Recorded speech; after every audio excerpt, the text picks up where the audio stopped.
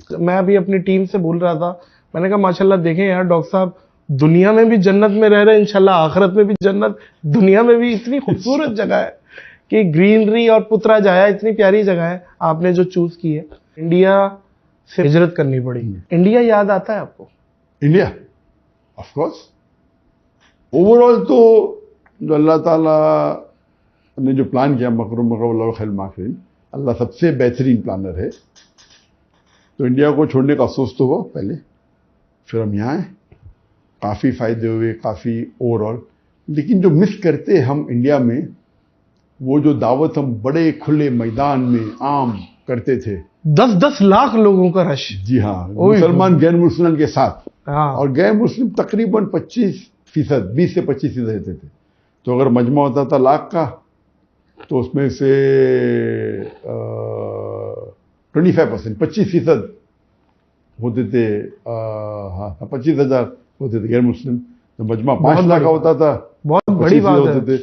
मजमा 1 मिलियन का भी 10 लाख का, तो उसमें से 2.5 लाख पता चला, 2.5 लाख गैर मुस्लिम होते थे। तो वो जो मंजर है, इंडिया के अलावा सिर्फ 2 या 3 मुल्क में और हो सकता है। अच्छा, हो सकता है इंडिया की टक्कर का इतना बड़ा मजमा। कहाँ? एक वो तो पाकिस्तान में, बिल्कुल ठीक है। एक हो सकता है बांग्लादेश में, ठीक है, और एक इंडोनेशिया में। बिल्कुल, तीनों सही नाम लिए। और अभी तक के मैं पाकिस्तान जब गया था, उस टाइम तो मैं तकरीर नहीं करता, मुकर्रर थाने में। पहले बार पब्लिक स्पीच जो छोटे लेवल के ऊपर मेरा ऑर्गेनाइज में 1992 में दी थी, पब्लिक में 1994 में दी थी, 1993-94 में। और फिर बांग्लादेश जाने का मेरा प्रोग्राम बना था 2 बार। एक बार जब डॉक्टर शेख दीदात के साथ, वो मुझे ईयर याद नहीं, लेकिन आप अभी तक बांग्लादेश नहीं गए? अभी तक गया नहीं। तो 88 था या 92 था, ऐसा कुछ। दीदा साहब जाने वाले थे, तो मैंने भी वीज़ा लगा दिया, वीज़ा लग गया, वो ट्रिप कैंसिल हो गया, तो मैं गया नहीं। फिर 2013 की बात है कि मैंने वीज़ा लगाया था रियाद से।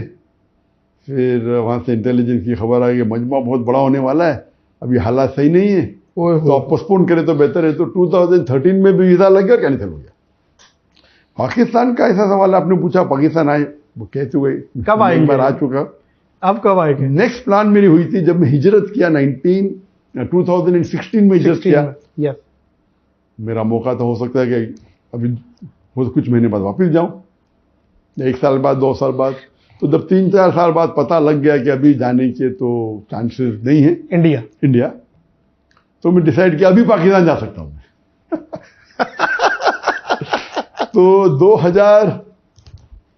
2020 के स्टार्टिंग में या 2019 के एंडिंग में जब डिसाइड किया कि अभी इंडिया जाने के चांसेस तो बहुत कम है, अभी पाकिस्तान जाने में कोई हर्ज नहीं, पाकिस्तान में तो वेलकम करेंगे, काफ़ी दावत है, काफ़ी लोग जानते हैं। जितने सर एक सवाल बनता है मेरा, जी हाँ, और ये इंडियन ऑडियंस जो संजीदा ऑडियंस है उनसे भी सवाल है कि एक ऐसा शख्स जो कि मैं समझता हूं कि इस उम्मत में इस टाइम इंटरनेशनली कंपैरेटिवली रिलीजन्स को इतना अच्छा समझते हैं, जो शायद जिसकी मिसाल ना मिलती हो इंडिया में, मतलब मुझे ये समझ नहीं आ रहा कि क्यों नहीं आप जा सकते? आपका घर है, मतलब आप मक्का में हैं और आपको पता चल रहा है कि इंडिया में ये हो गया, और आप मक्का से जाते ही नहीं अपने घर और आप मलेशिया शिफ्ट हो जाते हैं।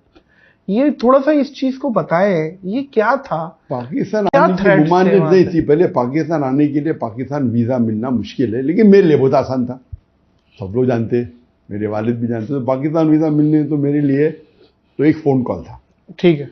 तो मुमानियत तो थी नहीं, जाना चाहता तो जा सकता था, और मैं 91 में गया था। लेकिन जो मैं दावती काम कर रहा था, तो इस्लाम का उसूल है, शरिया का उसूल है, let a small loss take place to prevent a big loss. एक छोटी नुकसानात को उठा लो बड़ी नुकसान को बचाने के लिए।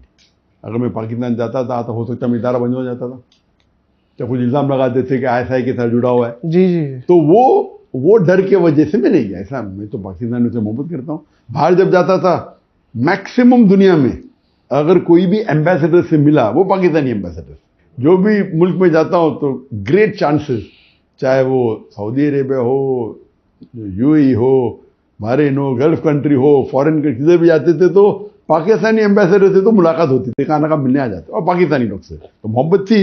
लेकिन एहतियातन मैं खुद माहौल जब देखा तो इसीलिए खुद मैंने आप नहीं किया। अब लेकिन क्या चांसेस हैं डॉक्टर साहब इंडिया के वापसी के? तो इसीलिए 2019 में जब मेरा इरादा हो गया कि वापस जाने के चांसेस तो नहीं है, तो मैंने कहा अभी पाकिस्तान जा सकते हैं हम। तो मेरी प्लानिंग थी 2020 में एंडिंग में आने की पाकिस्तान, और मैं लोग से कांटेक्ट किया तो पूरा हो गया था प्लान। तो ये 2020 के स्टार्टिंग में प्लान हुआ और बड़े बड़े जो गवर्नमेंट के लोग सब अग्री किए। लेकिन आ गया कोविड आ गया। तो कोविड आने की वजह से ये पोस्टपोन हो गया। और नॉर्मली प्लानिंग रहती है काफ़ी, मेरी जो कंट्री से इन्विटेशन रहते तो प्लानिंग रहती, तो वो उसके वजह से 2020 में फिर कैंसिल हो गया। कोविड था 2020 मार्च के अंदर पूरा लॉकडाउन हो गया। फिर 21 में तो कोई लेक्चर टूर हो नहीं, फिर अभी लेक्चर टूर शुरू है 2022 में। 21 में मलेशिया में शुरू किया लेक्चर देना में, लेकिन इंटरनेशनली 2020 से शुरू और अभी वापस खुल गया। अब इंडिया जाना आपके लिए पॉसिबल है या नहीं है? इंडिया जाना तो एकदम आसान है, बाहर निकलना मुश्किल है। जाना तो इन्होंने रेड कार्पेट देगी, मुझे आओ भाई आओ, अच्छा अंदर आओ, जेल में बैठो, अरेस्ट कर लेंगे वो, जाहिर है। अच्छा, उनके लिस्ट में तो नंबर 1 टेररिस्ट जाकिर नाइक है। अगर मैं बड़े तादाद में गैर मुसलमान अगर इस्लाम से मुतासिर होकर इस्लाम कबूल करते हैं, अल्लाह उनको हिदायत देता है, तो मैं उनके लिए टेररिस्ट ही बन गया ना। हालांकि काफ़ी इल्ज़ाम लगा, लेकिन अल्लाह की मदद से एक भी इल्ज़ाम साबित नहीं हुआ, माशाल्लाह। जी जी जी। वो बांग्लादेशी बम वाला भी आपके खाते में डाल दिया था? उससे शुरू हुआ, उसके पहले तो कोई प्रॉब्लम था नहीं मुझे। लेकिन बांग्लादेश के अंदर 1 जुलाई 2016 में एक धमाका हुआ, एक टेररिस्ट अटैक हुआ, इसमें 4 या 5 टेररिस्ट इन्वॉल्व थे और कोई 21-22 फॉरेनर की मौत हुई। उसके अंदर एक जो टेररिस्ट था वो मेरे फेसबुक का फॉलोअर था। अंदाजा बांग्लादेशी न्यूज़पेपर एक 3 जुलाई को इंफॉर्मेशन दी कि one of the terrorist was the follower of doctor Zakir Naik on the Facebook. Indian media ने उसको ट्विस्ट की जी और बोले ही वॉज इंस्पायर्ड। एक फॉलोअर होना अलग होता है और एक इंस्पायर्ड मुतासिर होके टेररिस्ट एक्ट करना अलग होता है, और एक फॉलोअर होना चाहिए। तासुर दे दिया कि आपका साथी है। हाँ, लेकिन जाकिर नाइक के लेक्चर देख के उसने टेररिस्ट अटैक किया इनडायरेक्ट। तो इंडिया मीडिया में, और उस टाइम वो हफ्ते में अल्हम्दुलिल्लाह maximum search name in the world was Zakir Naik. आप गूगल के ऊपर Zakir Naik every day about 40-50 newspaper में, और इंडियन न्यूज़पेपर तो मुझे ओवरनाइट सर मोदी गवर्नमेंट ने मुझे और फेमस बना दी। तो इसीलिए मैंने कहा जज़ाकल्लाह। और जज़ाकल्लाह मतलब अल्लाह उनको जज़ा दे। जो लोग अरबी जानते हैं वो समझ गए मैं मैंने क्या कहा। इंग्लिश में थैंक यू भी कहा, नो प्रॉब्लम। लेकिन एक जज़ाकल्लाह अलग होता है और एक जज़ाकल्लाह खैर अलग होता है। जज़ाकल्लाह मतलब अल्लाह उनको जज़ा दे, जैसा किया, अच्छा का अच्छा, बुरा का बुरा। वाह। इसलिए अगर मैं कोई मुसलमान अगर अरब से कहूंगा जो अरबी जानता है और इस्लाम जानता, जज़ाकल्लाह, मैंने कहा गाली दे रही मुझे क्या? गाली भी हो सकती, हाँ। गाली है नहीं, हो सकती है, लेकिन क्या मैंने कुछ गलती किया? तो जज़ाकल्लाह मतलब अल्लाह उनको जज़ा दे। तो अगर कोई गलत काम किया उसके लिए भी हो सकते हैं। तो सही में अगर किसी को आप शुक्रिया अदा करना चाहते होना चाहिए जज़ाकल्लाह खैरन, अल्लाह आपको जज़ा दे आपके अच्छे काम का। बिल्कुल सही है, दुरुस्त। तो एक बात है कि मोदी से मुझे बहुत फ़ायदा भी हुआ अल्हम्दुलिल्लाह। हिज्जत की इज्जत नहीं करता था मैं, और हिज्जत करने से बहुत फ़ायदा हुआ। अल्लाह ताला का ये प्लानिंग है। अल्लाह ताला जो प्लानिंग करता है, तो जो लोग इस्लाम के दुश्मन रहते उनसे भी बहुत से अच्छे काम करवा लेता है। मोदी साहब को कोई मशवरा देंगे?